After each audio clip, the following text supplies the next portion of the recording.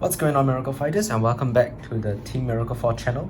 Today I'm back with another Cardfight Vanguard V Premium deck profile, and this time it'll be for one of my own decks, featuring one of my favorite units in the game, and that'll be the Gold Paladin Bluish Flame Liberator Prominence Core deck.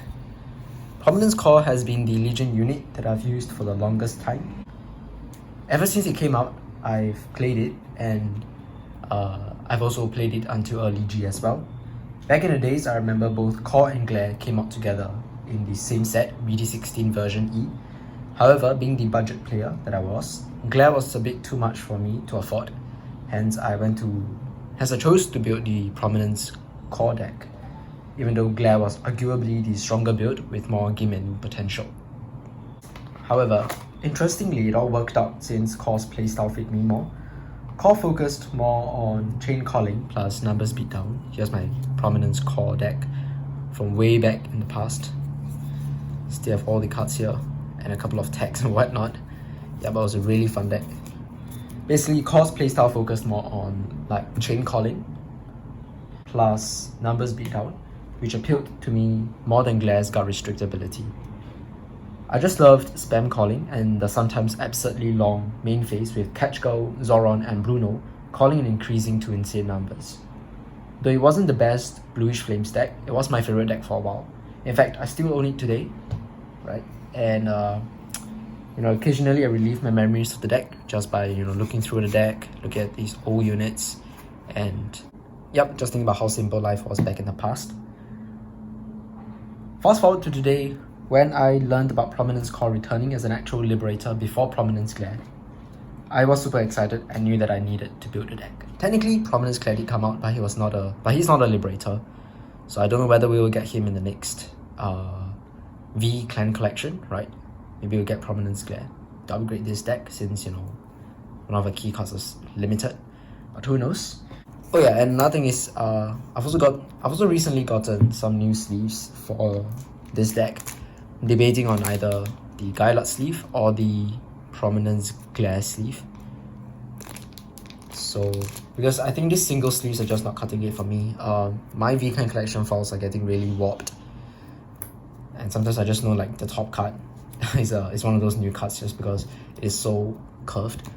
So yeah, I'm definitely changing out these sleeves. So I'm just thinking of changing out these purple sleeves for one of these two. But yep, that was just something extra that I wanted to share with you guys. Now we have the introduction out of the way, let's get right into the actual deck profile. So we'll begin first with the starter. You can play any Gold Paladin starter. I'm playing Spring Breeze Messenger because we don't have a Liberator starter yet. Let's move on to our grade 3s. So we are playing 4 copies of Bluish Flame Liberator Prominence Core, the main boss of the deck. So let's have a closer look at Prominence Core. Okay, so Prominence Core's first ability is activated. Once per turn, you can counterblast 1 and retire a rearguard. Look at the top 4 cards of your deck. Call up to 2 unit cards from among them to rearguard circle and put the rest on the bottom of the deck in any order. If you have Bluish Flame Liberator Percival in your soul, you call 4 cards instead of just 2 cards. Now this is an amazing ability. Not only are you converting 1 card to 2, but being able to also potentially call 4 if you have Percival in soul is super powerful. A +3 to the board for a CB is nothing to be scoffed at, and this is what allows this deck to basically build an entire field from nowhere. While it's true the calls are top deck calls, so it's very random, but plussing is plussing, and most of the time you will end up with decent calls since all the normal units are essentially good calls. The only time you can really say it's a bad call is when like more than half of them are triggers.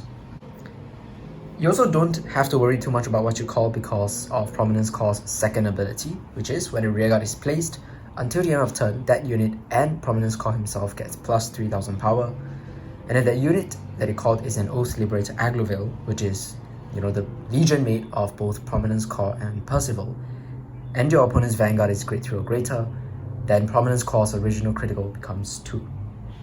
With this ability along with Core's first ability, you'll basically be powering up Core and your entire field.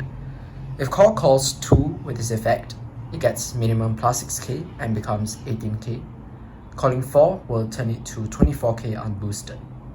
Hence, from this you can kind of see how this deck wants to be played. Similar to Aglovale, you'll be focusing on making as many calls as you possibly can afford every turn, so as to increase cost power, as well as give your rearguards a slight power buff for the turn. And that so-called slight power buff is quite game-changing too. What Core does is that it makes your units able to hit numbers you previously couldn't. In other words, helps to make magic numbers that could hit even Force Vanguards. Your 9k base grade 2s become 12k and able to hit most Vanguards unboosted, and if you have a column of newly called grade 1s and 2s, that column gets plus 6k in total, making it 23k and able to hit over defensives. With cost power buff, your best columns will be your grade 2s and 1s and your 3s and 0s. 2s and 1s make 23k if both are caught in the same turn, and 3s and 0s make 23k as well. Grade 3s have the highest priority to go on Accel circles because they can at least force 10k shield, compared to grade 2s, which may sometimes only force 5k shield if you're up against Force Vanguards. Since Core makes a trigger in 8k booster with this effect, if you use this first effect and see a bunch of triggers, do not be afraid to just call them to rearguard and benefit from the plus instead of just returning them back to the bottom and not get that call. Because since, after Prominence Core looks at the top 4 and calls those cards, you don't get to shuffle your deck. And depending on the situation, there's no point in returning those cards anyways, and the extra magic numbers, extra boosters on your field might just be what you need to exceed the opponent's defense. With this ability also, the deck favors you calling new units every turn, so as a result, in this deck I do play cards that can bounce themselves back from the field, so that we can open up circles and call more next turn. I'm also not afraid to intercept with extra grade 2 so that I have more slots to call units the next turn. All in all, Core is an amazing boss. It's just unfortunate that it no longer pluses you as easy as before due to the recent restriction of Percival to 1 copy, right? So now it's a bit harder to get Percival into Soul, so if you don't see Percival the whole game, then he's just a counterblast 1 retire 1 to call 2, which definitely isn't as strong as calling 4. But it is what it is. Percival is just too strong, right? So yep, that's 4 copies of our main unit, Bluish Flame Liberator Prominence Core. It's a beefy Vanguard with the potential to crit your opponent as well. I really like that. And then we do play the 1 copy of Bluish Flame Liberator Percival. So yep, the most recent restriction ever since 1st of April. You can only play 1 copy of this in the premium Gold Paladin decks. So I'm sure you guys already know what he does. But just to go along with this video, his main effect is Counterblast 1 and discard a card from your hand. When placed on Vanguard or Rearguard, if your Vanguard is a grade 3 or greater card, pay the cost, get an imaginary gift Accel, search your deck or drop zone for up to 1 Oath Liberator Aglovale, superior call it to Rearguard Circle, and you will search the deck, shuffle your deck. It's a hard once per turn ability. Getting an Accel 2 plus a superior call means you're getting a +1 to the board and a +1 to the head, which is pretty insane. Since Aglovale is a key piece in this deck, as calling him will give Prominence Core the extra crit, if you see Percival, you are basically set for the game. Note that Prominence Core doesn't multi-attack, so Percival helping to create an additional circle on as early as turn 3 if you do see him is very helpful for your rush. If you end up riding Percival also, he has a Vanguard ability to give all of the units on your additional rearguard plus 5000 power on both players' turns, meaning your Accel 2s sort of become like Accel 1s permanently. If you're going first, that also contributes to early rush, which will set up very nicely into the Prominence Core turn. Percival is just super important for this deck, for any Gold Paladin deck really, but more so for this deck because Prominence Core needs him.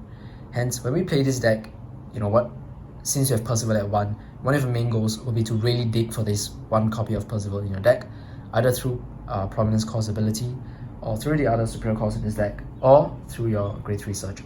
Those are the only ways you can really try to find Percival. But yeah, if you join to him, chances are your deck will perform very well. If not, then it's a bit sad. So that's the 1 copy of Percival. And before I move on to the other grade 3s, let's talk about the other super important card, which is the Oath Liberator Aglovale. The mate to both of those guys, and a very key piece because he's what enables the double crit for Prominence Core. So let's have a look at his ability. I have one from VBT10. Sorry, not VBT10, VBT12. with different falling pattern, but yep, let's have a look at his ability. So Aglovale has two effects. The first is when placed on Vanguard Circle, you can counterblast one, look at the top 3 cards of your deck, call up to 1 card from among them to rearguard circle, and put the rest to the bottom. This is not too bad. It's reminiscent of his old Superior Call effect, except that this time it's on Vanguard Circle only.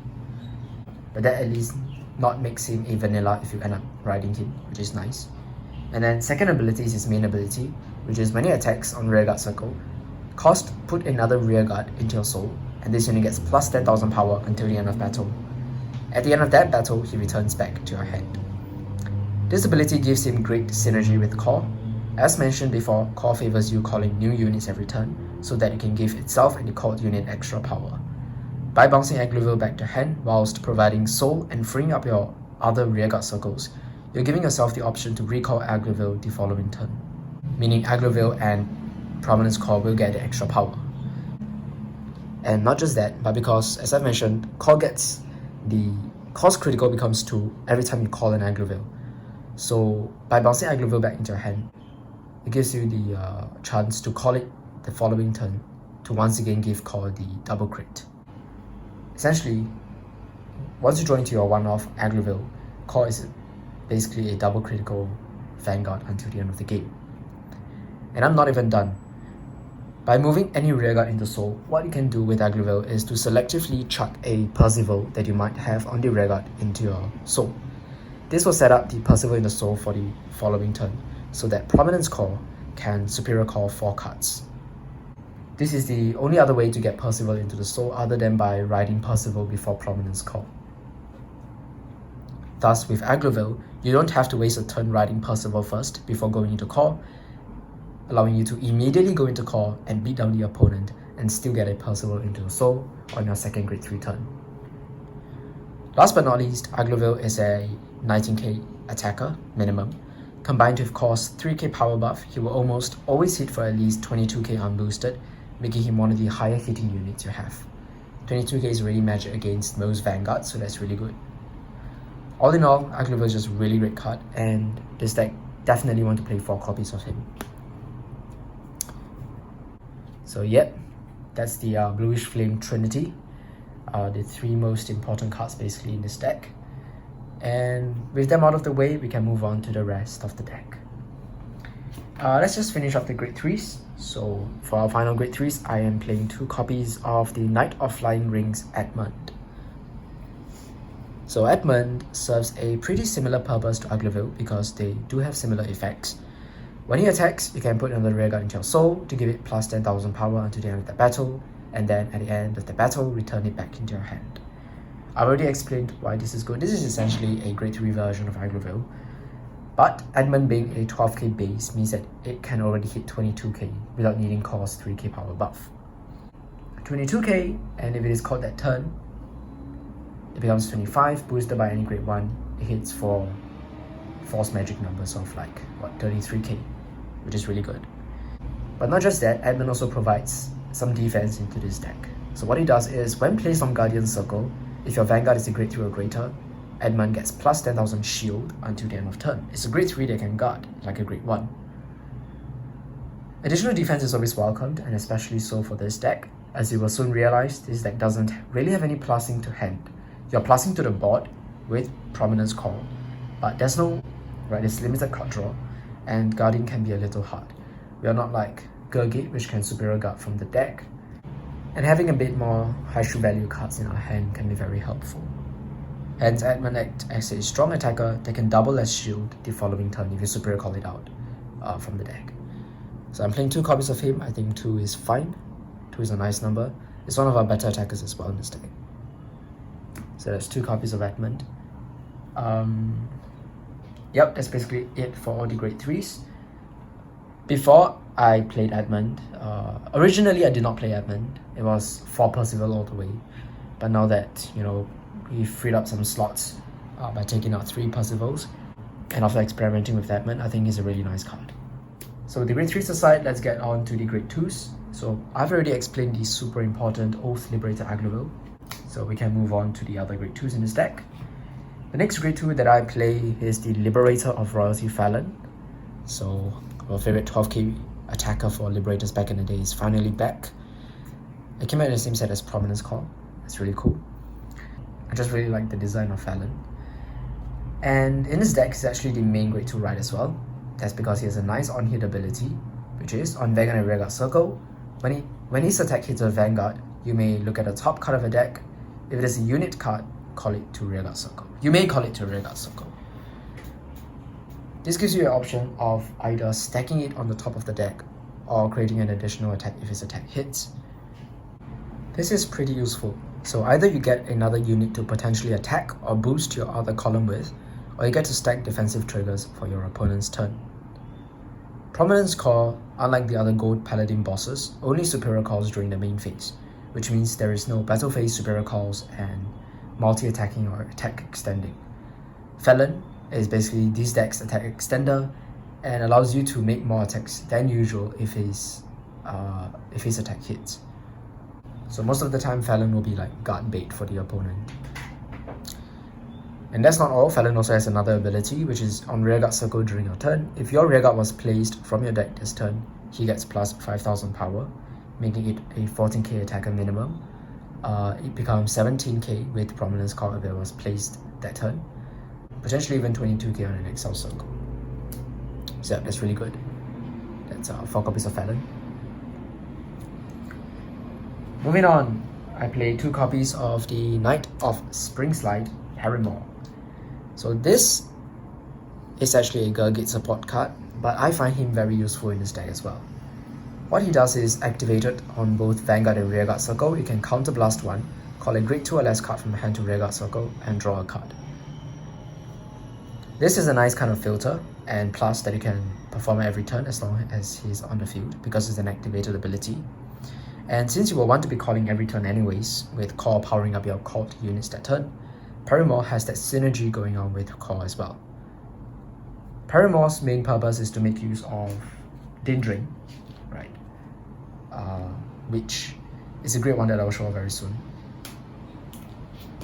Besides that ability, Paramore also has another ability to get 5000 power and 5000 shield when placed by a card's ability on Rearguard Circle and Guardian Circle. So if you do superior calling out with Core, he also becomes 17,000 power, which is pretty decent. So that's just the 2 copies of Paramore. So we do have quite a number of good right targets for the grade 2s. All of these can be right targets, which is nice. And then for our final grade 2, I am running 3 copies of the Cloudwing Eagle. When your other unit is placed, Cloudwing Eagle gets plus 5000 power until the end of turn. It activates even when Guardians are placed. So it's a 5k base, but this ability stacks. So if you call 1 card and is on the field, he becomes 10,000 power. 2 calls, which is the minimum you will do in this deck, generally because of Core's ability, he becomes 15k. And then 4 calls, which is what you aim to do, what the deck can do at its peak performance, will make him 25k minimum. This actually makes it one of the highest attackers in this deck and allows you to really pressure the opponent with gigantic numbers. This is 25k if you call for unboosted, and if this was not called on the turn itself. Otherwise, this can really go up to super high numbers, 30 plus k with another card in the same column. Well, you don't really want to ride it because it's only 5k base, but do note that it also gets the power when any of your units is placed on Guardian Circle. So, as written here in this bracketed text. So something interesting is, if you happen to ride into it, don't cry, just guard once, right? Just call a unit from hand to the Guardian Circle once, and its power will increase to 10k for the rest of the turn, making it a better defensive Vanguard than your other 9k grade 2s. And generally, if our Vanguard is grade 2, usually we will end up using the Heal Guardian, so that is one way to power him up to a 10k base and still have a solid defense with the Heal Guardian. So yep, that's just what happens if you ride into him. You definitely do want him as a rearguard more often, because Core really buffs him up a lot. But yeah, its main purpose. So yeah, that's really his main purpose. I'm just saying I'm just giving you an example of what you could do if you end up riding him. So yeah, with that, we have completed all the grade 2s. We have a total of 13 grade 2s, a lot of grade 2s, because Gold Paladin has a lot of good grade 2s. Let's move on to our grade 1s. We'll first start off with the generic grade 1. 4 copies of the Dawning Knight Gorboduc. The grade 3 Searcher for Gold Paladin. Okay, let me find some space to put him. Alright, so it's just the typical grade 3 Searcher, V grade 3 Searcher, that also gets 5k when you call 2 or more rearguards that turn.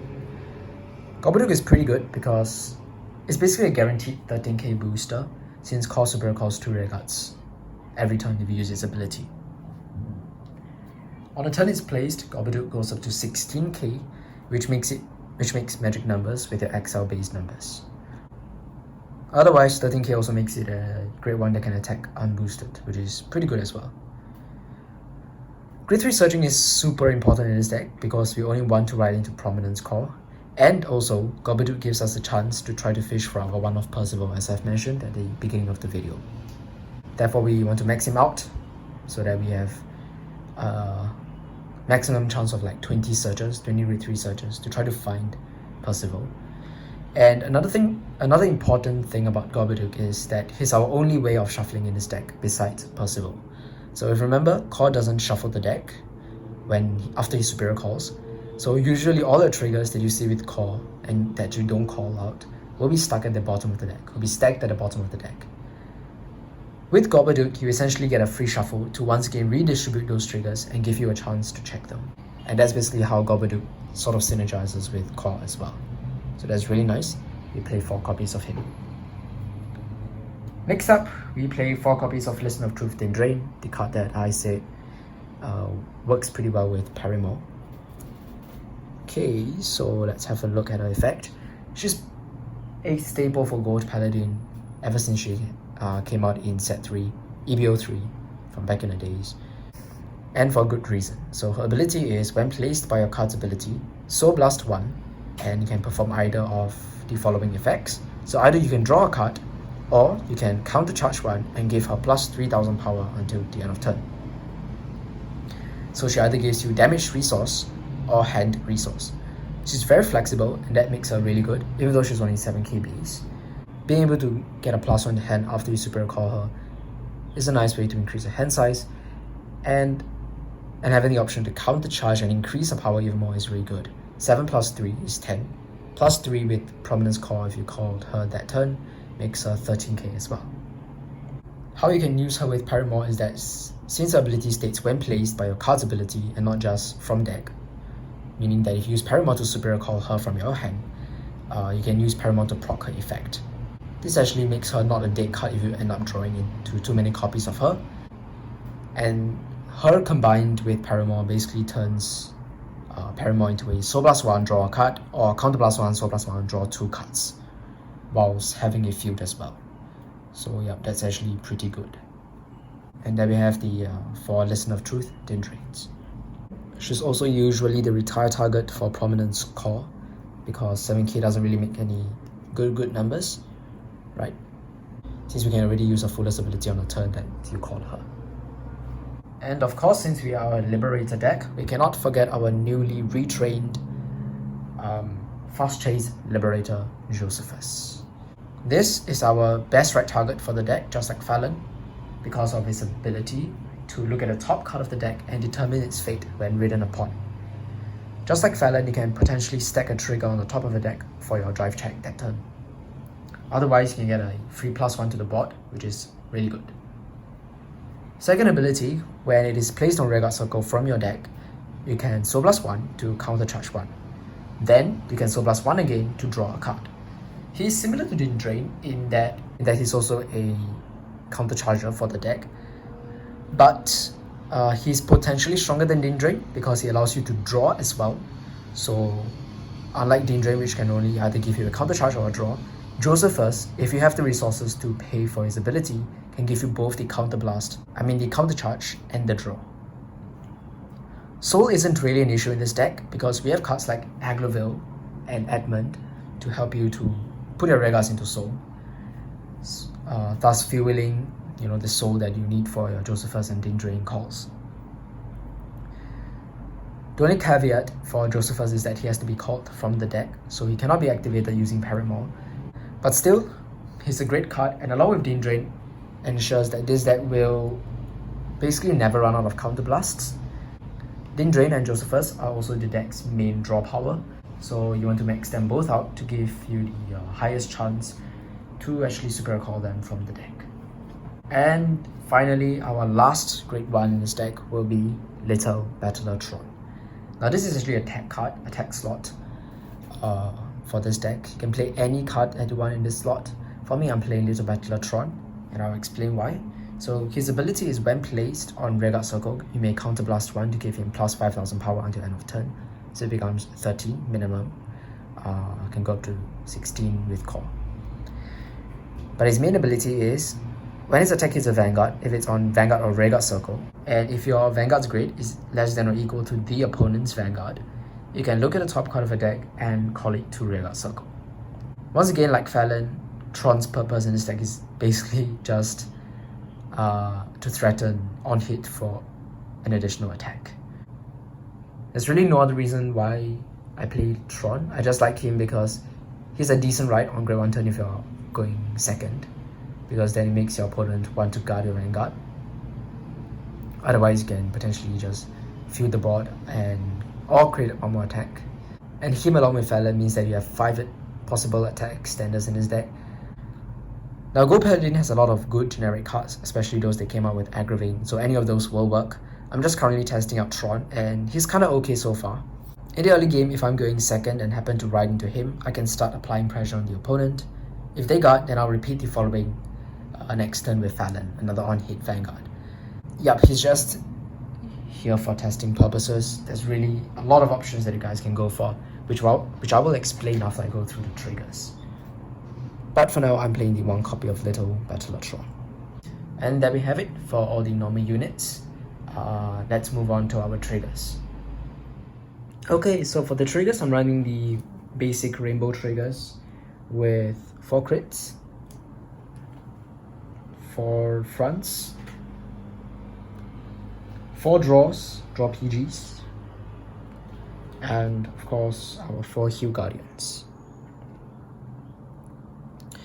Okay, so I'm playing Rainbow because both crits and fronts are useful in this deck, with crits potentially making Prominence Core triple crits or making your gigantic attacks like your Clawing Eagles or whatnot deal more than 1 damage. And for fronts, they're also great because our numbers just get bigger because we have a big front row, and it also helps us to get over defensives. 4 draw PGs is a no-brainer.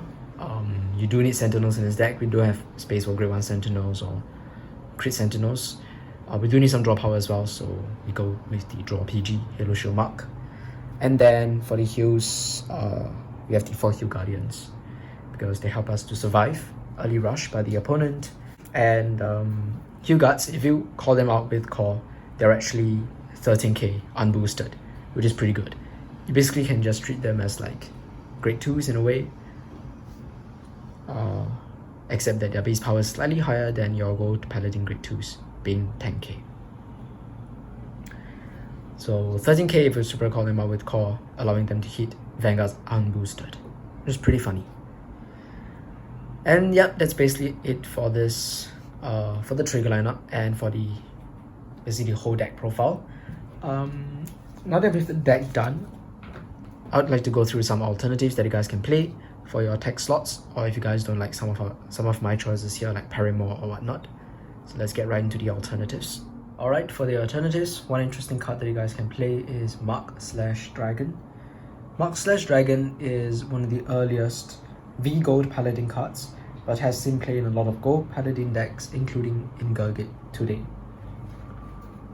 What Mark/ does is when it attacks, counterblast 1, call a card from your hand to rearguard circle, and it gets plus 5,000 power until end of battle. As I've mentioned, this deck doesn't have a way to consistently multi-attack unlike the other Gold Paladin decks.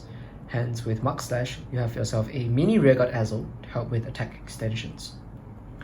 Mark/ works pretty well with your Aglovale and Edmund, because both Aglovale and Edmund bounces back to your hand at the end of the battle. What Mark/ can then do is that when he attacks, you can counterblast 1 and call those Aglovales or Edmunds that you return back into your hand with their abilities down again for an additional attack. And because Prominence Core gives power to any rearguard that you placed that turn, not just during the main phase, but also the battle phase. You can also repower up that unit and give Prominence Core an additional plus 3k. Mark/Dragon can also help to activate Din Drain so you end up drawing, similar to Percival. So yep, he's definitely an alternate grade 3 that you guys can play. You just don't want to end up riding him because he has 0 gift marker. He doesn't have a gift marker. But that's Mark/Dragon. Otherwise, if you really want to go for a pure Bluish Flame aesthetic, there's always the Prominence Glare of the Azure Flames. It's not a super strong card, but it does offer guard restrict in this deck, which might just be what you need to close games sometimes. And his artwork is also pretty cool, and he fits the theme of the deck. But you only really play him if you don't have any other options. For the grade 2s, one card to consider would be one of Aglovale's support cards, Knight of Hardwork Eleanor. So when Eleanor attacks, you can perform all of the effects below according to the number of rearguards that you caught that turn. If you got 2 or more, which is easy peasy with Prominence Core's effect, she gets plus 5,000 power until the end of that battle. Then if you caught 4 or more for that turn, you may have her get plus 10,000 power on top of the 5,000 power, but at the end of that battle, she goes into the soul. So she becomes, for a turn, a 24k attacker, and then disappears at the end of the turn. Going to a soul is a minus, but with this deck, you kind of want to free up your circles so that each turn you can call new units. So there's sort of a slight synergy with her and Prominence Core. And then the extra aggro generally helps as well. 24k, if you caught her that turn, she becomes 27, which is a 20k shield guard against Accel and Protect Vanguards. With most players playing Heal Guardians nowadays and playing lesser 20k shields in a deck, this can basically force out 2 cards just to guard 1 attack, unboosted. Otherwise, if you don't want to lose her, you can just have her get plus 5k and not get a 10k. Plus 5k already makes her 14k. She's just a free 14k attacker. So she can be additional 14k attackers that you can play alongside Fallon as well. So that's Eleanor. Otherwise, another grade 2 that you guys can consider will be the Knight of Phosphorescence Langley, another Aglovale support card. So what he does is, if you caught 2 or more that turn, Langley prevents your opponents from intercepting for the rest of the turn. And if you caught 4 or more, he gets plus 5,000 power as well. So this is a pretty decent card. Blocking intercepts means that your opponent has to use their hand cards to guard all of your attacks, which can really burn through their hand. If you have like 5 attacks, and if your attacks numbers are high enough, this can basically just kill the opponent. You can basically just make the opponent lose a ton of hand. So yep, that's Langley. And lastly, we also have the Knight of Treasured Bow Vitrinus, which I don't own. But what Vitrinus does is, he gets boost and plus 5k if you superior caught 2 or more rearguards during your turn. When it's placed on Guardian Circle other than from rearguard circle, meaning if you guard from hand using him, you can Soul Blast 1. Instead of being retired from rearguard circle, at the end of that battle, we can move him to an open back row rearguard instead. I like him in this deck because we do have a lot of attackers, as you can see here, and having a grade 2 that can be called as a booster is interesting. A 14k booster, boosting a Vanguard for example, can make Core hit for a minimum 32k, because Core will be a minimum 18k every turn if you use his ability to call 2 rearguards. Oh wait, it's not the last alternative. I think there are 2 more alternatives that you guys can play, and that will be the Spectre Duke Right Chain support cards.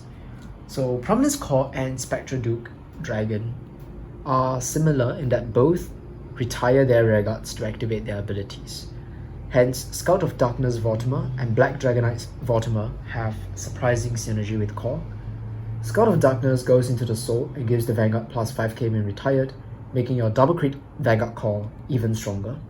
And Black Dragonite goes into Soul to countercharge, which makes Prominence Core's cost of counterblast when to retire a rearguard essentially free. Both of these cards help to add Soul, which benefits Josephus as well as Din Drain, and allows you to get both draw and the countercharge of Josephus more easily because you now have quite a bit of Soul. With them, the deck becomes super light on both Counterblast and Soul Blast, and allows you to play more cards that can use Counterblasts, like Mark Slash or whatnot. So yep, a lot of alternatives because Gold Paladin really has a lot of generic good rearguard support cards in the grade 3s and 2 slots. So those are definitely options that you guys can consider if you don't like what you guys see here. But for now, this deck already works for me, so that's why I'm playing this build. So to conclude, Bluish Flame Liberators are a pretty decent budget deck. All these cards are very cheap. A lot of them came from V-Clan Collection, right? All the core cards essentially came from V-Clan Collection. Aglovale is even reprinted there.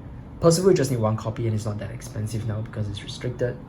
So they're definitely not the strongest Gold Paladin build because that title will belong to either Gurgit or Spectre Duke Dragon. Those two get those two tops more often and are generally regarded as stronger. But this deck does have its strengths as well. The Prominence Core deck can hit false numbers easily despite being an Accel deck, and has pretty insane board swarming and explosiveness. If you've ever played with this deck or played against this deck, you will know. Once you're on core, all your rearguard columns will hit for minimum trigger card or 20k shield block. 20k shield block is what you want to aim for, because that would be like pulling out 2 cards from the opponent's hand. But generally, if you're up against false, your attacks will be like trigger guard, which is not too bad as well. Your Vanguard column, however, is one of the strongest ones in Gold Paladin, with Prominence Core being able to hit for 38k or more with potential double crit. I would say it's almost a guaranteed double crit because most of the time you will end up seeing at least one Aglovale for the game, and one is just what you need. It's no wonder that Core doesn't have inbuilt multi-attack, because that will make the deck really strong. Since your Vanguard is already a pretty beefy Vanguard, you can power up all your rearguards. If there's multi-attacks, then the deck becomes a bit insane. If Percival was at 4, like before, the deck would have been much more consistent and overwhelming. But I guess Percival being so strong might affect future Gold Paladin support, so I can see why Bushel restricted it. One copy is still fine, because with our grade 3 Surgers, combined with Core's top 4 Core 2 ability, we actually go through the deck quite fast, and finding Percival can happen more often than you think. In fact, just a few videos back, I uploaded a gameplay of this deck in a best of 3, and for all 3 rounds, I pretty much was able to find Percival. And I've been playing this deck quite a lot this few days as well, and I do find Percival pretty often. Maybe it's just my luck, but yeah, as long as Percival is not like at the bottom 5 cards of the deck or doesn't go into a damage zone, there is always a chance of getting him out. Once you actually get him, the deck becomes pretty lethal, because Prominence Core can now summon the field even more, get even more power, and the deck becomes much scarier. With that, we've come to the end of this video. I hope you guys enjoyed this deck profile, and if you all have any queries or suggestions, do leave them in the comment section down below. This is probably one of my favorite Gold Paladin decks. It plays kind of like a force deck because of how focused it is on just increasing its numbers. But in the end, I'm just really glad that one of my favorite Legion units, Prominence Core, is finally back in V Premium and that I can play this deck. Okay, I think I've said enough. Till the next video. Bye guys.